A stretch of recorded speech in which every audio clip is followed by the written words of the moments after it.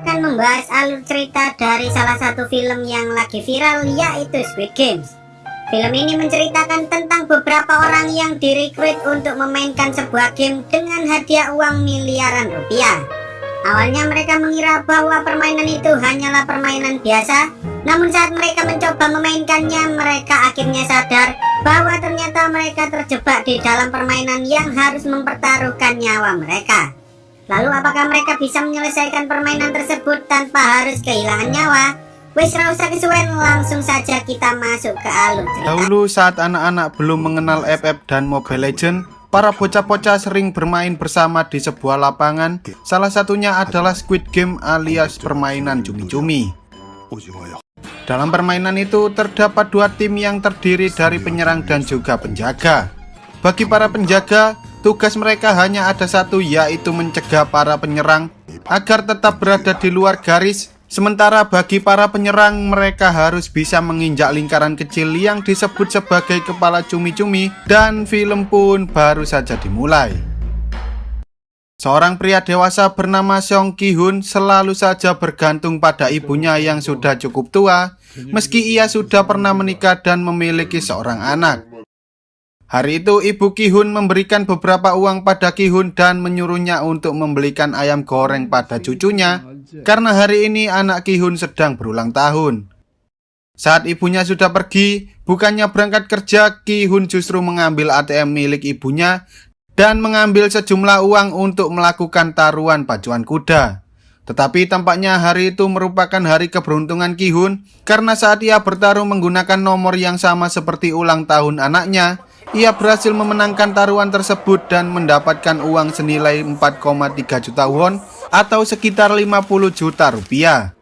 Dengan hati berbunga-bunga, ia pun menelpon anaknya dan berjanji bahwa ia akan membelikannya makan malam yang sangat lezat. Namun belum sempat ia menikmati kemenangan itu, ia justru dikejar-kejar oleh rentenir yang hendak menagih hutangnya hingga membuat dirinya tak sengaja menabrak seorang wanita. Tak lama kemudian ia pun akhirnya tertangkap oleh para rentenir itu, dan saat Ki-hun hendak memberikan uangnya, ternyata ia baru sadar bahwa uangnya telah dicuri oleh wanita yang ia tabrak sebelumnya.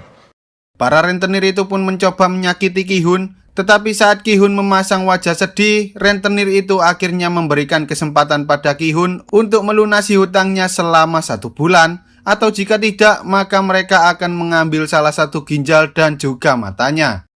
Lalu setelah Ki-hun selesai mengajak anaknya makan malam, Ki-hun bertemu dengan seorang pria misterius yang menawarkan untuk bermain suatu permainan bernama Dakji dengan imbalan uang 100.000 won atau sekitar 1,2 juta rupiah. Tetapi jika Ki-hun kalah, maka ia harus membayar dengan nominal yang sama. Karena tergiur dengan uang tersebut, Ki-hun akhirnya menerima tantangan pria itu, tetapi sayangnya ia justru kalah dalam permainan pertamanya. Karena Ki-hun tak punya uang, pria itu pun meminta bayaran yang lain, yaitu menampar pipi Ki-hun setiap kali ia kalah dalam permainan tersebut. Mereka berdua terus bermain hingga akhirnya Ki-hun berhasil memenangkan beberapa ronde dan mendapatkan uang yang cukup banyak. Sebelum pergi, pria misterius itu mengatakan bahwa ia tahu tentang semua informasi termasuk hutang Ki-hun yang berjumlah sekitar 410 juta won atau senilai 6 miliar rupiah, sehingga ia menyarankan agar Ki-hun mau mengikuti sebuah permainan dengan hadiah uang yang sangat banyak. Kemudian ketika ia sudah di rumah, Ki-hun memberikan beberapa uang itu pada ibunya dan ia juga mengatakan bahwa dirinya tidak mendapatkan uang itu melalui judi ataupun mencuri. Di sana si ibu pun memberitahu Ki-hun tentang anaknya dan mantan istrinya yang akan pergi ke Amerika karena suaminya yang baru mendapatkan pekerjaan di sana. Ki-hun yang tak ingin anaknya pergi ke Amerika pun langsung menelpon nomor yang telah diberikan oleh pria misterius itu. Dan tak lama kemudian seseorang datang menjemput Ki-hun, tetapi ketika ia masuk ke dalam mobil, tiba-tiba orang itu menyemprotkan gas bius yang membuat semua orang di dalamnya tertidur lelap. Lalu saat Ki-hun terbangun, ia pun sangat bingung karena saat ini ia sudah berada di suatu ruangan bersama 455 pemain lainnya yang juga menerima tawaran tersebut. Selain itu, mereka juga dipantau oleh beberapa staf dengan pakaian serta topeng yang sangat aneh. termasuk orang yang menjalankan seluruh permainan tersebut yang dijuluki sebagai frontman. Alasan mereka menggunakan topeng yaitu agar identitas mereka tak diketahui oleh orang lain, termasuk para pemain yang memainkan permainan itu. Di sana Ki-hun bertemu dengan seorang kakek-kakek bernama Ilnam yang mengatakan bahwa hidupnya sudah tidak lama lagi karena ia memiliki gumpalan di otak atau biasa disebut sebagai tumor otak, sehingga ia ingin bersenang-senang di dalam permainan tersebut sebelum ia meninggal.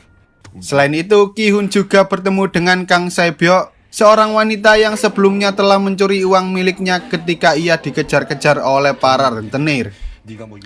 Dengan perasaan sangat marah, ia pun menyuruh Sae-byok untuk mengembalikan seluruh uangnya. Namun tak lama kemudian tiba-tiba saja para staf datang menghampiri mereka dan mengatakan bahwa mereka akan berpartisipasi dalam sebuah permainan yang akan diadakan selama 6 hari. Siapapun yang bisa menyelesaikan seluruh permainan itu akan mendapatkan hadiah berupa uang tunai dengan jumlah yang sangat banyak.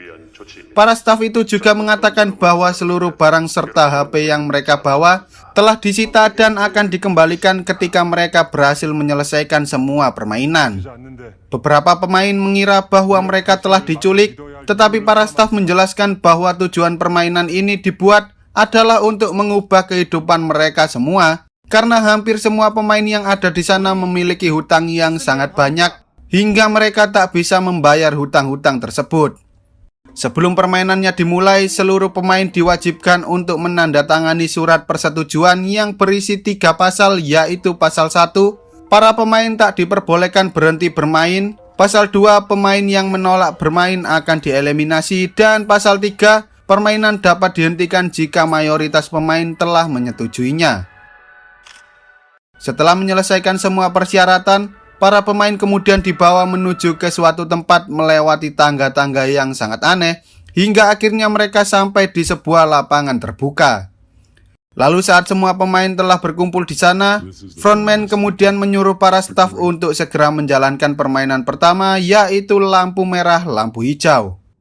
Dalam permainan pertama, semua pemain boleh bergerak maju selama penjaga yang berbentuk robot ini mengatakan lampu hijau. Namun jika penjaga mengatakan lampu merah, semua pemain tak boleh bergerak sama sekali, dan jika ada yang bergerak, maka mereka akan langsung dieliminasi. Kemudian saat permainan itu dimulai, seseorang tak sengaja bergerak ketika penjaga mengatakan lampu merah, dan seketika pemain itu pun langsung tergeletak tak berdaya. Semua orang sempat bingung dengan apa yang terjadi pada pemain tersebut. Namun ketika mereka sadar bahwa peserta yang dieliminasi akan langsung ditembak mati, semua pemain pun lari ketakutan sehingga terjadilah aksi pembantaian yang sangat sadis. Setelah kejadian tersebut, tak ada pemain lain selain Ilnam yang berani bergerak meski robot penjaga telah mengatakan lampu hijau. Namun ketika mereka sadar bahwa mereka tak memiliki banyak waktu, para pemain berusaha melanjutkan permainan dengan hati-hati, termasuk Ki-hun dan teman masa kecilnya Cho Sang-woo yang juga ikut dalam permainan tersebut. Meski banyak yang tereliminasi, beberapa di antara mereka akhirnya berhasil menyelesaikan permainan tersebut. Namun ketika Ki-hun sudah dekat dengan garis finish, tiba-tiba saja ia hampir jatuh terpleset. Namun untungnya seseorang bernama Ali berhasil memeganginya. Setelah itu mereka berdua segera berlari ke garis finish tepat sebelum waktunya habis. Dan orang-orang yang belum menyentuh garis finish pun langsung dianggap tereliminasi, sehingga mereka semua langsung ditembak mati. Setelah permainan pertama selesai, para staf mengatakan bahwa 255 pemain telah tereliminasi dalam permainan pertama, sehingga saat ini hanya tersisa 201 pemain yang masih hidup. Mendengar hal itu, para pemain lainnya pun mulai meminta agar mereka dipulangkan saja. Tetapi karena para staf tak bisa mengabulkan hal tersebut, Sang-woo akhirnya meminta para staf untuk melakukan voting, karena sesuai perjanjian pada pasal 3, mereka bisa menghentikan permainan jika mayoritas pemain ingin berhenti. Pada akhirnya para staf pun menerima usulan Sang-woo, tetapi sebelum diadakan voting, mereka menunjukkan pada seluruh pemain yang masih hidup bahwa total hadiah yang akan mereka dapatkan saat ini adalah uang tunai senilai 25,5 miliar won atau sekitar 300 miliar rupiah. Uang itu akan semakin bertambah seiring berjalannya permainan, karena setiap orang yang ikut dalam permainan tersebut senilai dengan 100 juta won. Semakin banyak peserta yang tereliminasi, maka semakin banyak pula uang yang akan mereka dapatkan. Kemudian mereka pun akhirnya melakukan voting, namun banyak dari mereka yang berubah pikiran dan memutuskan untuk melanjutkan permainan karena mereka semua sangat membutuhkan uang tersebut. Saat angka voting itu menunjukkan jumlah yang sama, seluruh nasib semua pemain kini berada di tangan kakek Ilnam yang akan memberikan voting terakhir. Dan tampaknya kakek Ilnam akan memilih untuk melanjutkan permainan mengingat umurnya yang sudah tidak lama lagi. Tetapi pada akhirnya ia memilih untuk tidak melanjutkan permainan tersebut, sehingga permainan pun dihentikan dan mereka semua dipulangkan kembali. Sangwo yang saat itu bersama Ali tak tega ketika melihat Ali hendak berjalan kaki ke rumahnya yang berjarak 30 km dari tempat itu, sehingga ia pun memberikan ongkos agar Ali bisa pulang dengan menggunakan bis. Sementara itu, Ki-hun mencoba melaporkan kejadian itu pada polisi, tetapi ia justru dianggap sebagai orang gila. Ki-hun menyuruh polisi itu untuk menelpon nomor yang ada di kartu tersebut, tetapi mereka malah terhubung pada orang lain sehingga Pak Polisi itu pun marah dan langsung mengusir Ki-hun dari sana. Meski semua orang telah kembali dari permainan kematian itu, tetapi tampaknya kehidupan nyata mereka jauh lebih berat dari yang mereka perkirakan, seperti Ki-hun yang harus membayar biaya pengobatan dan operasi ibunya yang mengidap penyakit diabetes akut. Sangwo yang harus membayar hutang senilai 6 miliar won agar rumah serta toko milik ibunya tidak disita oleh bank. Ali yang tak sengaja menghancurkan jari bosnya karena bosnya tidak mau membayarkan 6 bulan gajinya. Sebyok yang harus mencari uang untuk mengeluarkan keluarganya dari Korea Utara, serta seorang preman bernama Doksu yang dikejar-kejar oleh mafia karena memiliki hutang yang sangat banyak. Mereka semua sangat membutuhkan uang untuk menyelamatkan keluarga serta diri mereka sendiri, sehingga mereka pun berniat untuk mengikuti permainan kematian itu lagi. Di sisi lain, seorang detektif bernama John-ho mencoba mencari kakaknya yang telah menghilang selama beberapa hari. Namun ketika ia mengecek ke kosannya, ternyata di sana tidak ada siapa-siapa dan ia hanya menemukan sebuah kartu seperti yang ia lihat di kantor polisi sebelumnya. Keesokan harinya ia menanyakan informasi tentang Ki-hun pada para polisi itu. Lalu setelah mendapatkan alamatnya, ia pun mencoba menemui Ki-hun, tetapi Ki-hun justru mengatakan bahwa ia tak tahu apa-apa tentang hal itu. Lalu saat mereka semua mendapatkan kartu itu lagi, mereka pun segera menunggu di tempat yang sama seperti sebelumnya, hingga akhirnya mobil penjemput itu datang membawa mereka semua. Tetapi tanpa disadari ternyata Sebyok berhasil menahan nafasnya, sehingga ia pun tak pingsan saat terkena bius. Sementara itu, detektif John-ho mencoba mengikuti mobil yang telah membawa Ki-hun hingga akhirnya ia sampai di sebuah pelabuhan. Di sana ia melihat ada banyak sekali mobil yang hendak masuk ke dalam kapal, dan setelah memastikan bahwa keadaannya aman, ia pun ikut masuk bersama salah satu mobil yang ada di sana. Lalu saat para staf sedang melakukan proses daftar ulang pada setiap pemain, John-ho yang sedang menyamar pun langsung menyerangnya, lalu ia mengambil pakaian orang itu dan membuang mayatnya ke laut. Kemudian saat mereka semua sudah sampai di pulau tersebut, para staf pun langsung mengambil seluruh pakaian serta barang-barang yang dibawa oleh para pemain. Tetapi tanpa mereka sadari, ternyata Sebyok berhasil menyelundupkan sebuah pisau lipat. Dari 201 orang yang pulang di permainan sebelumnya, ternyata 187 orang dari mereka memutuskan untuk kembali saat mereka semua sadar bahwa kehidupan di dunia nyata jauh lebih berat dari yang mereka perkirakan. Di sana beberapa orang mulai membentuk aliansi dengan para pemain lainnya agar mereka bisa saling membantu dalam menyelesaikan setiap permainan, termasuk Ki-hun, Sangwo, Ali, dan juga Ilnam. Saat semua orang sudah tidur, pemain nomor 70 dan Sebyok meminta para staf yang berjaga untuk membawanya ke toilet. Namun di sana Sebyok mencoba mencari tahu permainan selanjutnya dengan cara masuk ke dalam ventilator dan menyuruh nomor 70 untuk menahan para penjaga agar mereka tak masuk ke dalam sana. Lalu ketika ia menelusuri ventilator itu, ia akhirnya melihat beberapa staf yang sedang memasak gula di sebuah dapur. Karena mereka berdua terlalu lama, salah satu staf segitiga mencoba mendobrak masuk, Tetapi untungnya Sebyok berhasil kembali tepat waktu.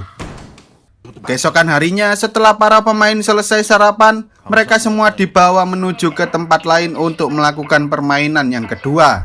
Di tengah perjalanan, Sang Woo yang sebelumnya mendengar obrolan Sebyok dengan nomor 70 pun mencoba menanyakan tentang apa yang telah dilihat oleh Sebyok agar ia bisa menebak permainan selanjutnya.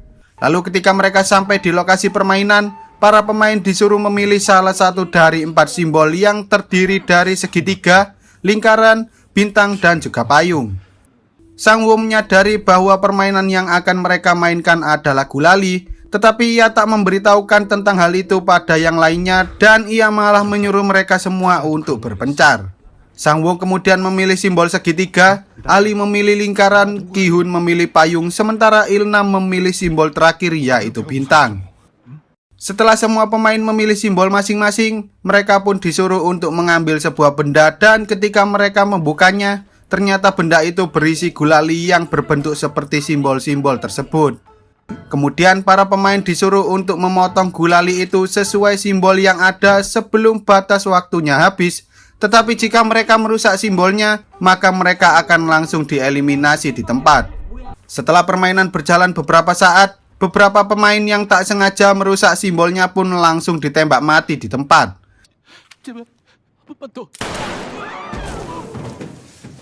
Namun tampaknya para pemain yang memilih bentuk segitiga sangat diuntungkan dalam permainan tersebut karena simbol itu jauh lebih mudah untuk dipotong daripada simbol yang lain.